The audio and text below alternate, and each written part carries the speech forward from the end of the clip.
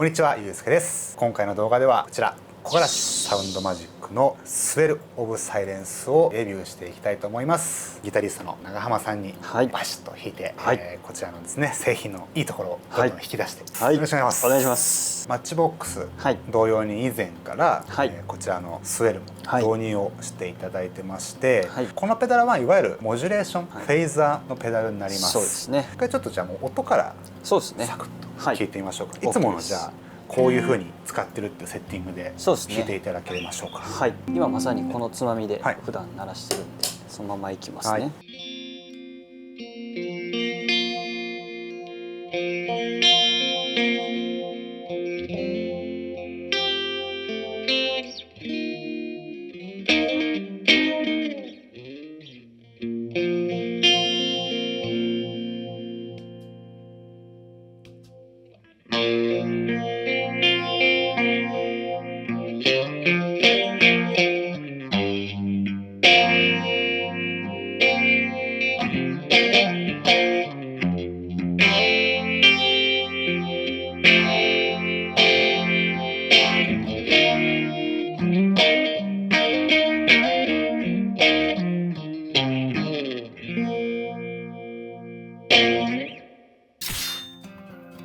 スウェル・オブ・サイレンスは、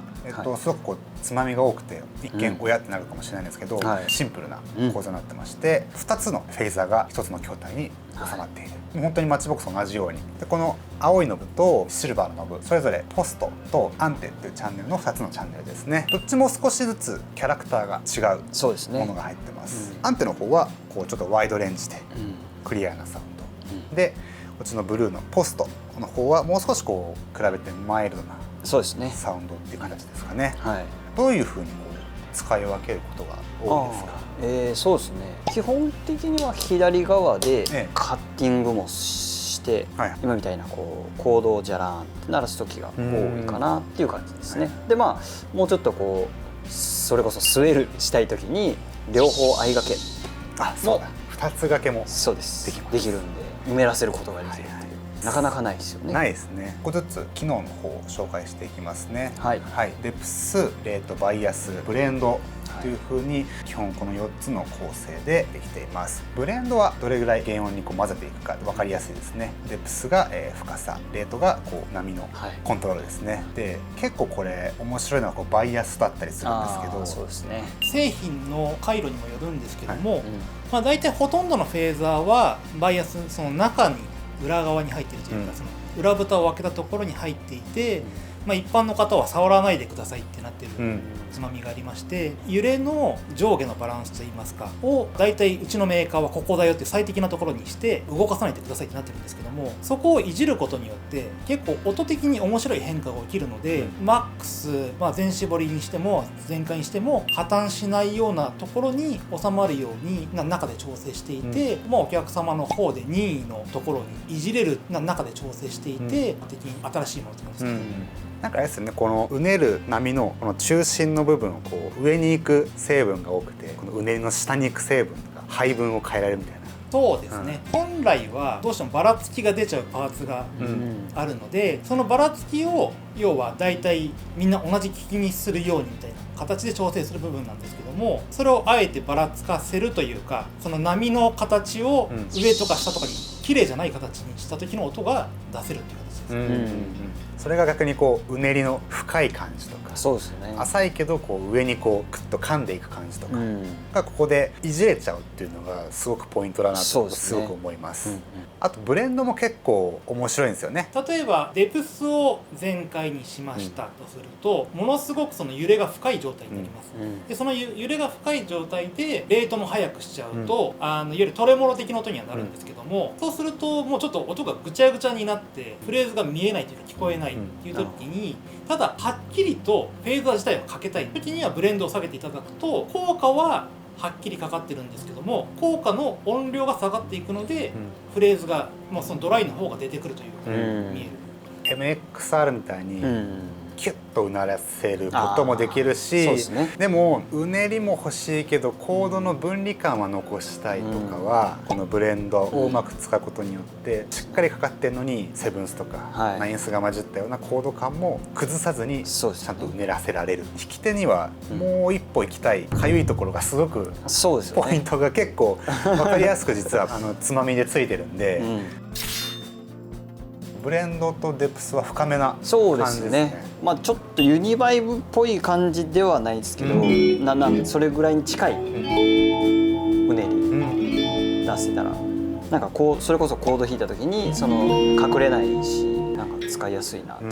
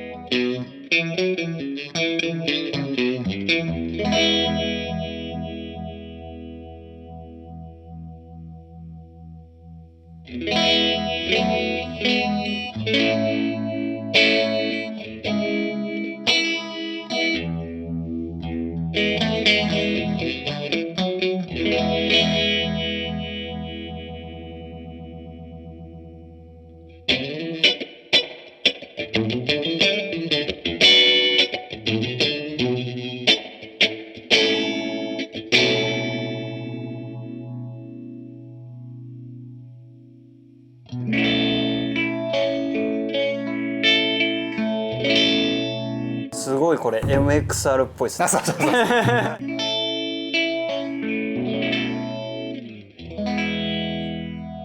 うこの状態でだいたいさっきみたいにこうブレンドを少し下げていくことによって、その状態のまま。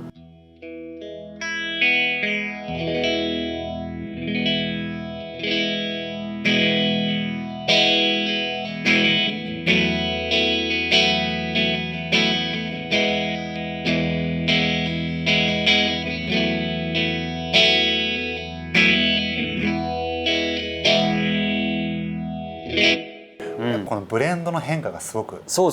い。面白いですね。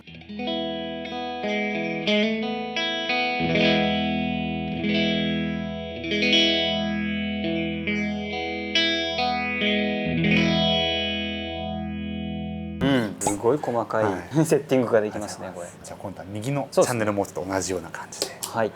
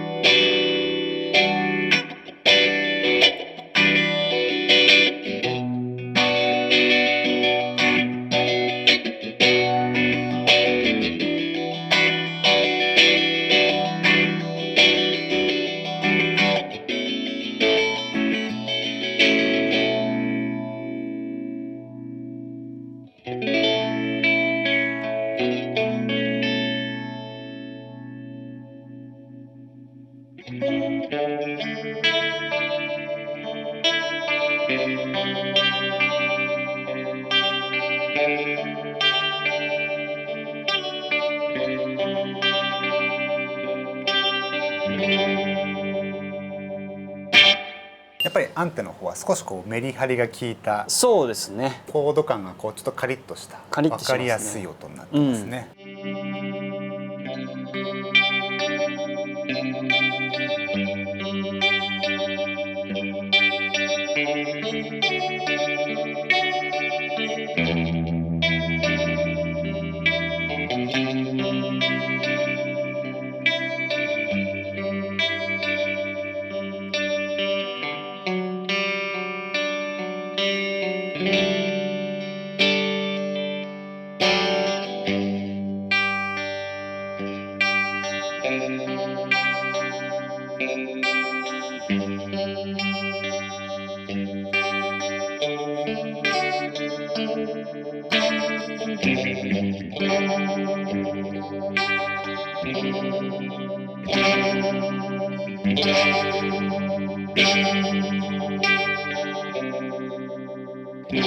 やっぱこう際立った感じになりますね、こっちの方が。そうですね。ちょっと音を出してもらってもいいですか。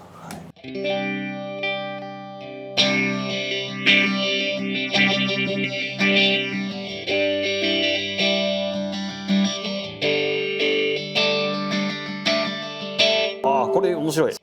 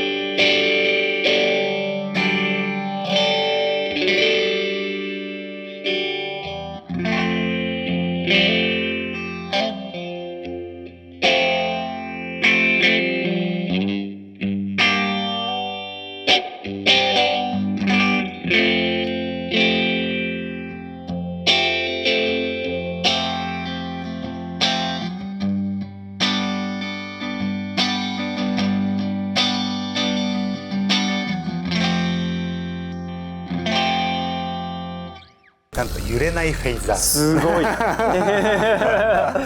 そんなこともね。ワウをちょっと踏んだ時みたいな。ワウみたいな感じね。これまた幅広いセッティングが面白い。僕も結構フェイザーは触りましたけど、そのデジタルも含めて、揺れないフェイザー、これ揺れないフェイザーって他に存在するんですか？みんな揺らしたいんじゃないですか。い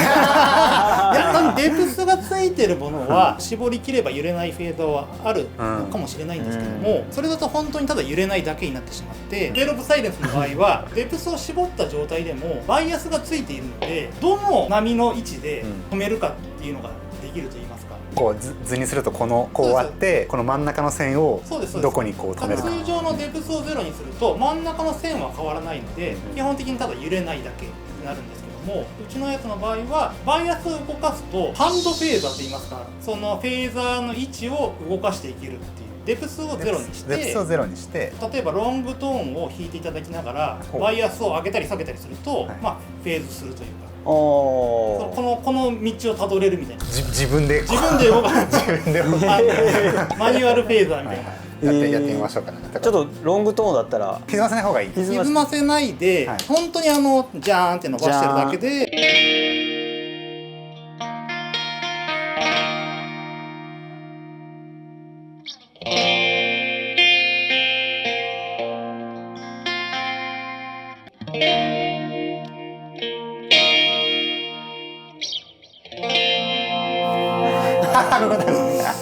これ伝えづらいな。難しかったですねこれ。もちろん中心のラインを動かすだけなんで、元々のフェーザーの要は両極端まではいけないんですけど、薄いワウみたいな形というか、上げていけば開いた状態で、下げていくと閉じた状態みたいな。面白い。うっすらハンドメワウみたいな、ちょっとミッドに鼻にかかったようなリードとか弾くときに使うと、特にその青色つまみの方が真ん中に寄っていて、もうちょっと太いキャラクターになっているので、そうですよね。リードでやるともうちょっとそのハンドメワウみたいな感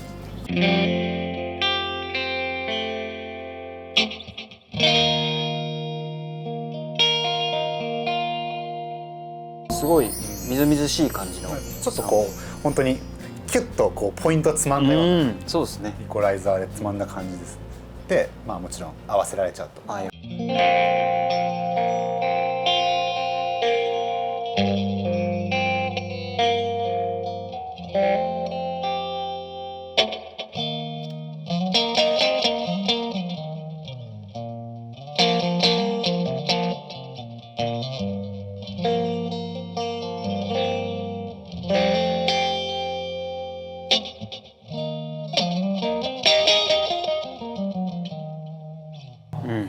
もちろん普通にシンプルなフェーザーも作れますし、変態的な。そうそうそう。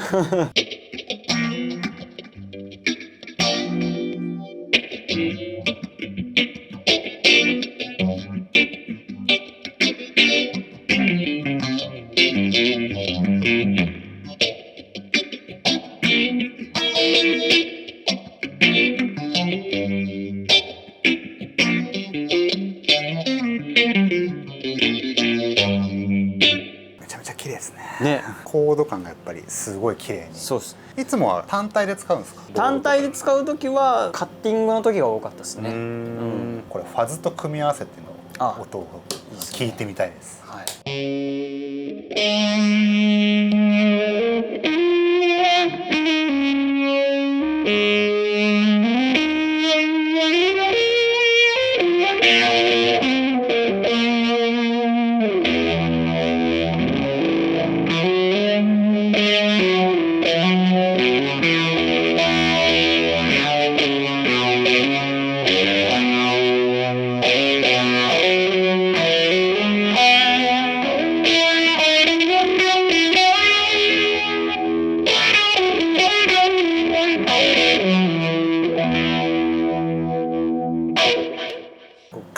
歪みを混ぜた時のアタック感が結構このうねりの中に消えちゃうことが多いんですけど、ブレンダーがあることによってファズのパンチ感を残したままうねりをそこにこう添えるという感じがいいですね。フェーザーって、これもあくまでも主観なんですけど、フェーザーってそんなに細かいセッティングができないイメージなので、フェーザーを使いたくてでもかゆいところに届かないっ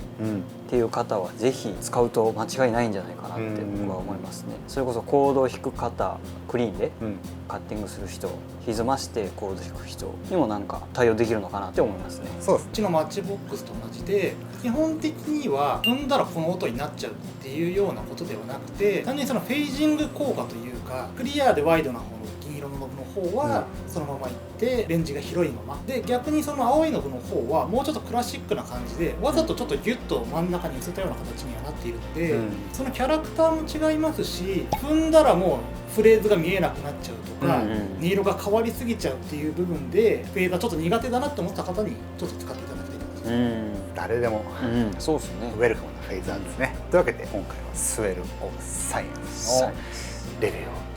長浜さんと一緒にさせていただきました。ちょっと今後もぜひいつでもお願いします。今後も我が社製品をどんどん開発もしていきますし、こういった形でレビューもしていきますので、ぜひ斬新レコーズチャンネルの登録、高評価をよろしくお願いいたします。お願いします。最後までご視聴ありがとうございました。それではありがとうございました。